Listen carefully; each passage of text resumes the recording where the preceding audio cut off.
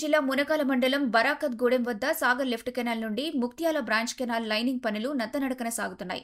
కోట్ల రూపాయలతో ప్రారంభించిన ఈ పనులు నాణ్యత లోపాలతో నెమ్మదిగా జరుగుతుండటంతో రైతులు తీవ్ర అసంతృప్తితో ఉన్నారు. లక్షల ఎకరాలకు సాగునీరు అందించాల్సిన ఈ ప్రాజెక్టు ఆలస్యం కావడం వల్ల రైతులకు తీవ్ర నష్టం వాటిల్లుతోందని రైతులు తీవ్ర ఆవేదన వ్యక్తం చేస్తున్నారు.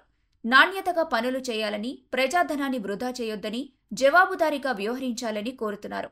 అధికారులు స్పందించకపోతే ఇరిగేషన్ మంత్రి ఉత్తమ్ కుమార్ రెడ్డికి ఫిర్యాదు చేస్తామని అంటున్నారు.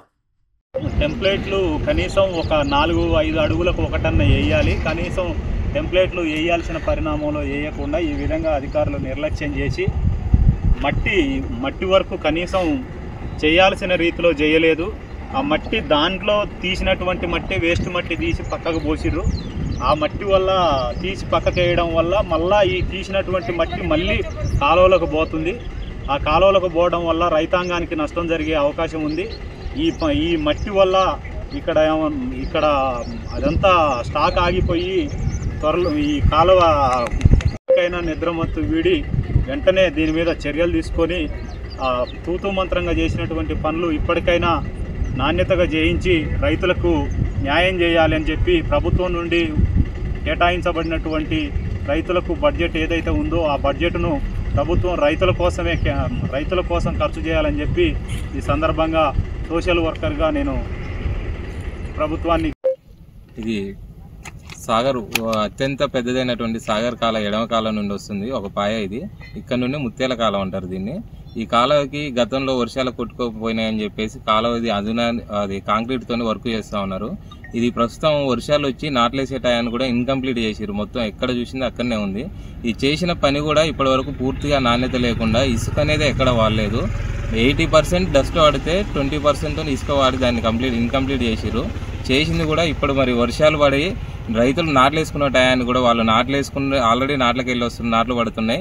ఈ టైంలో కూడా మాకు నీళ్ళు ఇవ్వకుండా ఇక్కడ నుండి వెళ్తున్న కాలువ వెళ్తుంది, సాగర్ కాలువ వెళ్తుంది.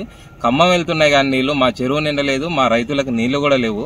గతంలో కూడా ఇలాగే జరిగితే మొత్తం ఎక్కడికక్కడ తూములకి వెల్లింగ్లు పెట్టేస్తే మా కాలువలన్నీ ఎక్కడికక్కడ తెగిపోయిన పరిస్థితి ఉంది. మరి ఇప్పుడు మళ్ళీ అక్కడనే ఖమ్మం వాటర్ తీసుకెళ్తున్నారు కానీ మా భూములు తీసుకొని కాలువలు తవ్వి వాళ్ళకి నీళ్ళు ఇస్తున్నారు కానీ మా రైతులు ఇలా గోసలు బట్టి నాట్లు పెట్టుకోలేని పరిస్థితి. అదేవిధంగా మరి ఈ వర్క్ అనేది సగంలో ఆగిపోయింది. రేపు నీళ్లు ఇచ్చినా కానీ ఈ వర్క్ సగంలో ఉన్న వర్క్ కొట్టుకొని పోయి పాడైతే మళ్ళా ఇవి వర్క్ చేయించాలని దీనికోసమని మళ్ళా కాలువని ఆపే పరిస్థితి. మరి మా రైతులు ఇంకా గోసపడుతున్నారు. నీళ్లున్నా సాగర్ నిండే పరిస్థితిలో కూడా మరి మా రైతులు మళ్ళా రెండోసారి నీళ్లు లేక గోసపడే పరిస్థితి ఏర్పడింది. అధికారులు అయితే దీన్ని పర్యవేక్షించిన అధికారులు ఎవరు లేరు. పూర్తిగా నాణ్యత లేకుండా అసలు దీనికి కల్పించాల్సినటువంటి వసతులు ఏం లేకుండా దీన్ని నిర్మించడం జరిగింది. ఇది ఒకవేళ కాలువ పూర్తి స్థాయిలో వర్షాలు వస్తే ఖచ్చితంగా చేసిన పని మొత్తం కూడా వేస్ట్ అయిపోద్ది.